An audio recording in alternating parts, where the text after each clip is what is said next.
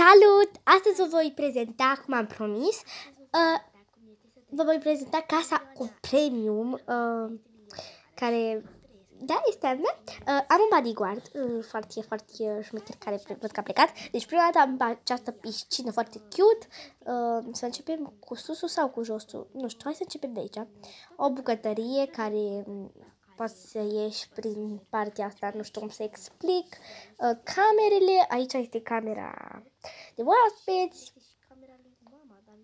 Altă cameră, tot la fel de oaspeți.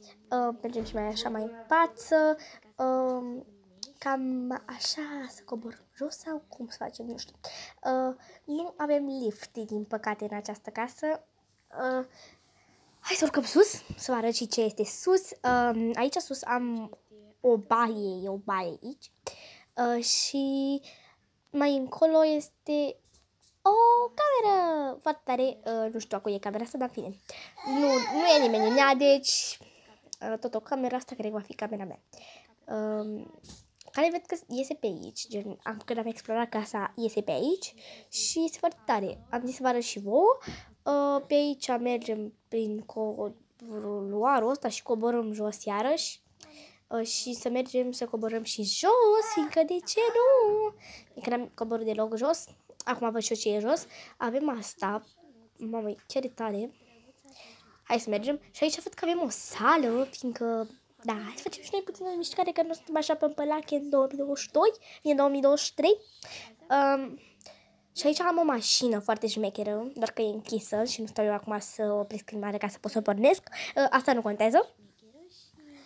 Și hai să urcăm înapoi sus, să nu pierdem oare ceva, să mergem la piscină oare, nu știu. Hai să mergem, nu știu pe unde, hai să mergem aici, să mai explorăm, să facem și câteva poze, hai la piscină. Acum de aici ne aruncăm în piscină deja, fiindcă eu uitați ce tare e. Și da, nu am stat să caut să văd dacă asta e piscină de aia care pot să o închizi, dar în fine. Nu mai pot să ies, fram, nu mai pot să ies, efectiv, bro, deci nu mai pot să ies. Asta e un fel de tur al casei, un mic tur al casei, gen. Aici avem scările pe unde cobori jos și eu nu prea știu pe unde să mă dau jos de pe aici, că n-am.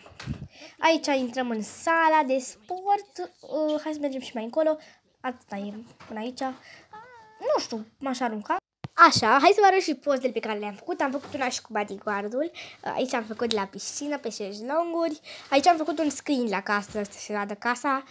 Și aici eram cu bodyguardul. Din câte îl vedeți, da, a fugit. Aici la piscină mi-am făcut poze. Și cam atât a fost cu videoul de azi. Pa!